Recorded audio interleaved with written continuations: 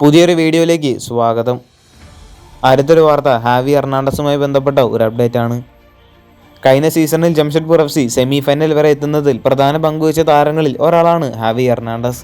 കഴിഞ്ഞ സീസണിൽ ജംഷഡ്പൂർ FCക്ക് വേണ്ടി മികച്ച പ്രകടനമായിരുന്നു താരം കാഴ്ചവെച്ചിരുന്നത്. മാത്രമല്ല ടീമിന് വേണ്ടി 9 ഗോളുകൾ നേടാനും 3 അസിസ്റ്റുകൾ നേടാനും ഹാവി ഹെർണാണ്ടസിന് സാധിച്ചിട്ടുണ്ട്. ഹാവി ഹെർണാണ്ടസിന്റെ ജംഷഡ്പൂർ FCയോടൊപ്പമുള്ള കോൺട്രാക്ട് അവസാനിച്ചിട്ടുണ്ട്. നിലവിൽ ലഭിക്കുന്ന വാർത്തകൾ അനുസരിച്ച് ഹാവി ഹെർണാണ്ടസിന് വേണ്ടി 2 ISL ടീമുകളാണ് രംഗത്തുള്ളത്. ചെന്നൈയിൻ FCക്കും അതുപോലെ തന്നെ നോർത്ത് ഈസ്റ്റിനും ഹാവി ഹെർണാണ്ടസിന് ടീമിലേക്ക് എത്തിക്കാൻ താല്പര്യമുണ്ട്.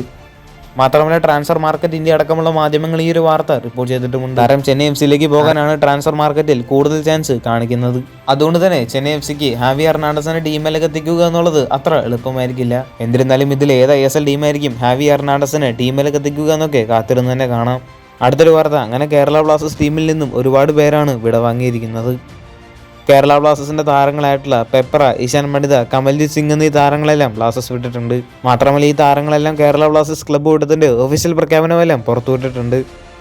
പെപ്ര, ഇഷാൻ പണ്ഡിത എന്നീ താരങ്ങൾ കേരള ബ്ലാസ്റ്റേഴ്സ് ക്ലബ്ബ് വിട്ടേക്കുമെന്നുള്ളത് നേരത്തെ വീഡിയോസിലെല്ലാം പറഞ്ഞൊരു കാര്യം കൂടിയാണ്. താരങ്ങളോടൊപ്പം തന്നെ ഫിറ്റ്നസ് കോച്ചായിട്ടുള്ള വെർണർ മാർട്ടിൻസും അസിസ്റ്റന്റ് കോച്ചായിട്ടുള്ള തോമസ് കോർസും അതുപോലെ തന്നെ ഗോൾ കീപ്പിംഗ് കോച്ചായിട്ടുള്ള സ്ലാവൻ പ്രൊഗോവിക്കിയും കേരള ബ്ലാസ്റ്റേഴ്സ് ക്ലബ്ബ് വിട്ടിട്ടുണ്ട്. എന്നിരുന്നാലും നല്ല പകരക്കാരെ കണ്ടെത്താൻ കേരള ബ്ലാസ്റ്റേഴ്സിന് സാധിക്കട്ടെ എന്ന് പ്രതീക്ഷിക്കാം. ഇനിയും ചില താരങ്ങൾ കേരള ബ്ലാസ്റ്റേഴ്സ് ക്ലബ്ബ് വിട്ടേക്കാം.